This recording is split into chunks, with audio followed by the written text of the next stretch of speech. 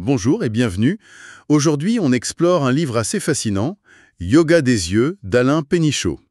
L'idée, c'est d'améliorer sa vision, réduire la fatigue oculaire. On va essayer de voir ce qu'il y a de concret là-dedans. Est-ce qu'on peut vraiment améliorer sa vue naturellement?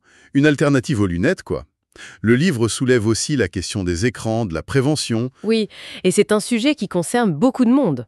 On parle d'une personne sur 4 qui porte ou portera des lunettes. Donc la question centrale du livre est très pertinente. Peut-on agir soi-même sur sa vision? Le livre revient souvent sur le docteur William Bates, un ophtalmo américain du début du XXe siècle. Son idée maîtresse, c'est que la relaxation serait la clé. Peu importe le problème de vue. C'est assez radical, non? Tout à fait. Et ce qu'il appelait méthode Bates, ce n'est pas du yoga au sens strict, c'est plus une rééducation basée sur la détente, oui, mais aussi le clignement, la respiration, la fixation centrale, le mouvement. Il liait vraiment les troubles visuels à une tension. Une tension mentale, musculaire? Les deux, en fait. Il remettait en cause l'idée que les lunettes soient la seule solution ou que tout soit uniquement héréditaire. L'exemple d'Aldous Huxley est frappant. Presque aveugle, il aurait retrouvé la vue grâce à Bates. Il a même écrit L'art de voir. Exactement. Il pratiquait tout ça, relaxation, clignement, éducation des yeux, mouvements spécifiques.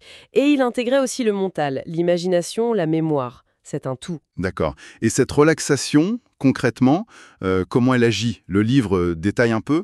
L'idée, c'est qu'en réduisant les tensions générales, on relâche aussi les muscles autour des yeux et on calme le système nerveux. Le livre mentionne par exemple la méthode de Jacobson. Vous savez, contracter puis relâcher les muscles. Ah oui, je vois. Mais au-delà de la relaxation passive, il y a des exercices actifs.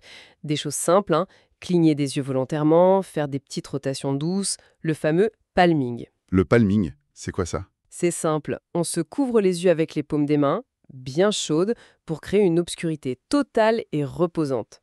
L'idée, c'est que même quelques minutes par jour, genre 7 minutes, ça pourrait déjà faire une différence si c'est régulier. Donc, relaxation, exercice. Mais le livre va plus loin, non? Il parle aussi de lumière, d'hydratation, d'alimentation. C'est une approche assez globale, finalement. Absolument. L'auteur relie vraiment la santé des yeux à notre hygiène de vie générale. La lumière, par exemple, naturelle ou luminothérapie, pour réguler notre horloge interne, il cite Norman Rosenthal et ses travaux sur lumière et dépression saisonnière. Intéressant. Il insiste aussi beaucoup sur l'hydratation. Le corps, c'est 70% d'eau, donc si on est déshydraté, ça peut jouer sur la sécheresse oculaire, surtout avec les écrans. Logique. Et l'alimentation? Certains nutriments sont mis en avant, les oméga-3, des poissons gras, l'anthocyanes, des fruits rouges comme les myrtilles, la lutéine, des épinards, le bêta-carotène, des carottes, tout ce qui pourrait aider à protéger l'œil du vieillissement, des MLA, cataractes. D'accord. Et puis, il y a cette partie un peu plus surprenante sur le lien entre émotion et vue. Oui, alors là, on entre dans une dimension plus symbolique. En s'inspirant de décodage biologique, type Jacques Martel, le livre suggère que nos défauts visuels pourraient refléter des choses intérieures. La myopie et la peur de l'avenir, par exemple.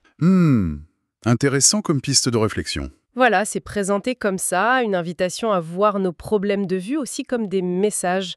Le livre évoque aussi brièvement d'autres approches, comme la méthode Cartan, qui travaille sur le lien système nerveux-vision avec des appareils spécifiques. Donc pour résumer, si on suit ce livre, améliorer sa vue, ça dépasserait la simple correction. Ça impliquerait la relaxation, des exercices, une bonne hygiène de vie, et peut-être même un travail sur soi, sur nos points de vue intérieurs. C'est tout à fait ça. La clé, c'est vraiment l'engagement personnel, la pratique régulière.